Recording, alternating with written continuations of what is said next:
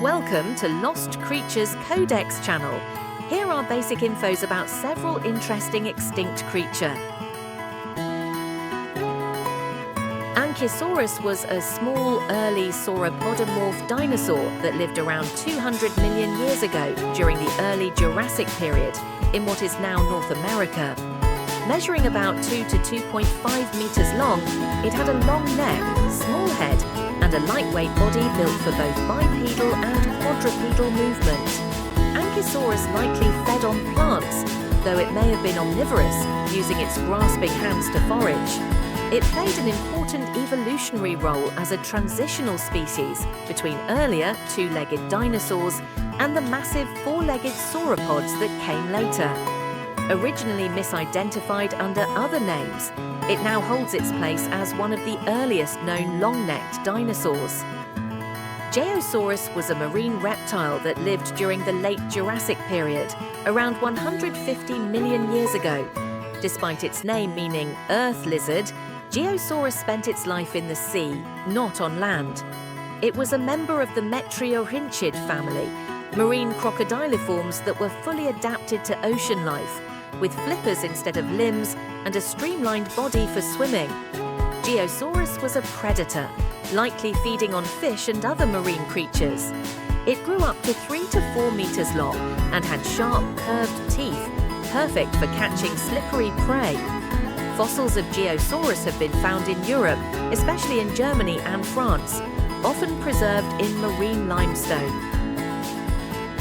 Macrauchenia was a strange-looking prehistoric mammal that lived in South America during the Ice Age, up until about 10,000 years ago.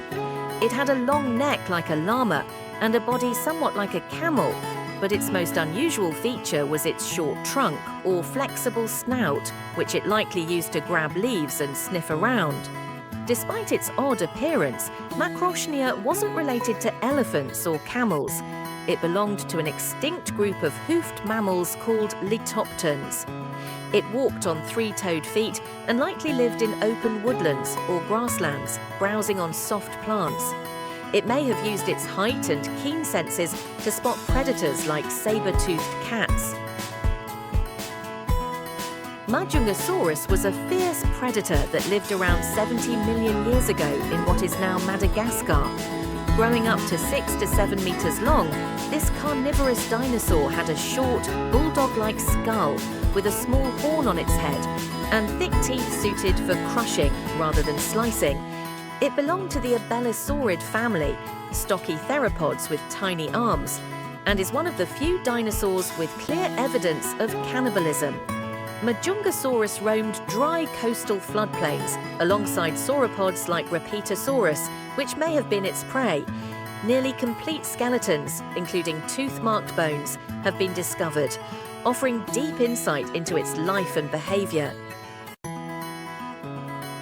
Ornithocheirus was a large flying reptile, or pterosaur, that lived during the Cretaceous period, about 110 million years ago. Its name means bird hand, referring to the long, wing-supporting finger bones that helped it fly.